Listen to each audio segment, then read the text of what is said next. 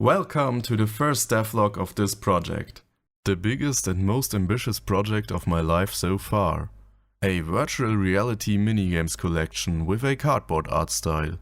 In this video I want to talk about the ideas and where they originated from. But before we get into details, let me introduce myself.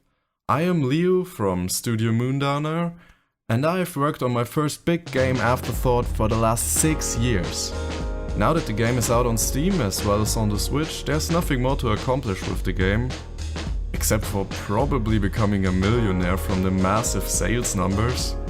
Afterthought is just such a great success with all the great planning and the great marketing and the great decisions we made on the way.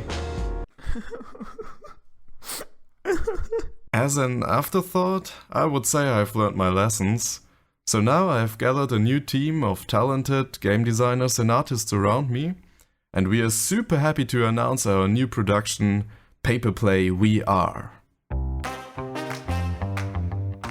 Ever since I got into game development, I wanted to create an outstanding virtual reality experience that would blow away people's minds.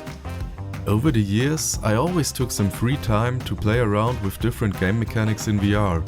And I started to get some of the weirdest ideas. Like for example a game where you have a long virtual tongue and try to lick ice cream.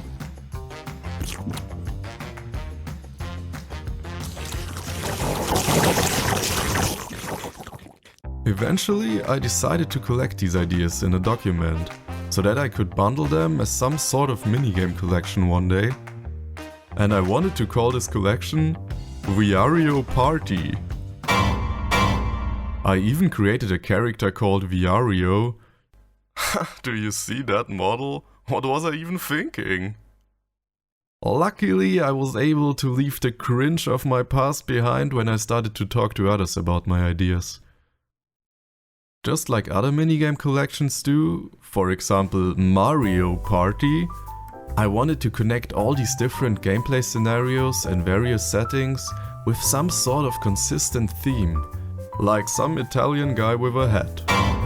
Some sort of baseline that would allow me to glue these ideas together to a single uniform video game. Well... One solution to my problem was to connect the minigames through the art style.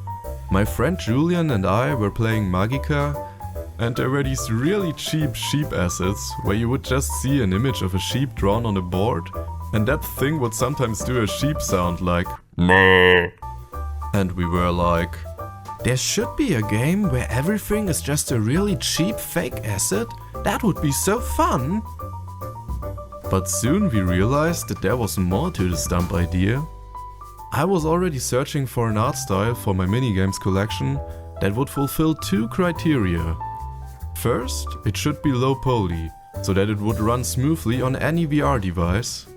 And secondly, it should be simple to create assets with that art style, as you can save a lot of time and resources that way. And I am not the best 3D modeler, so I would not be able to model anything myself that goes beyond a box.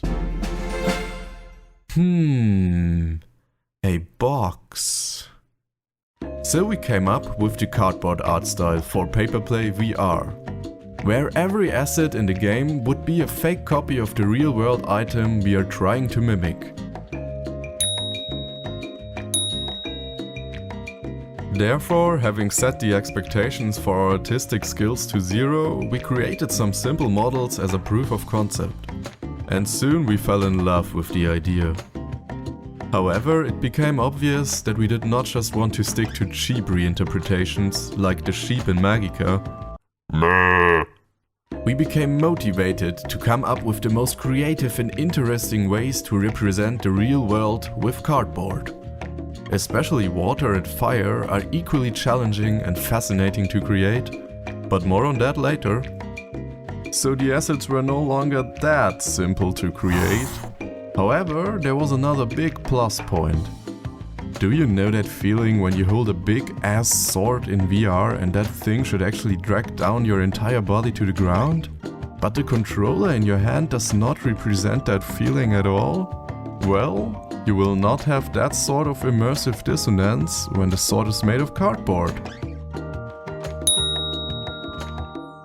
At that point, we gathered more 3D artists and game devs around us, so that we are a team of 4 people now.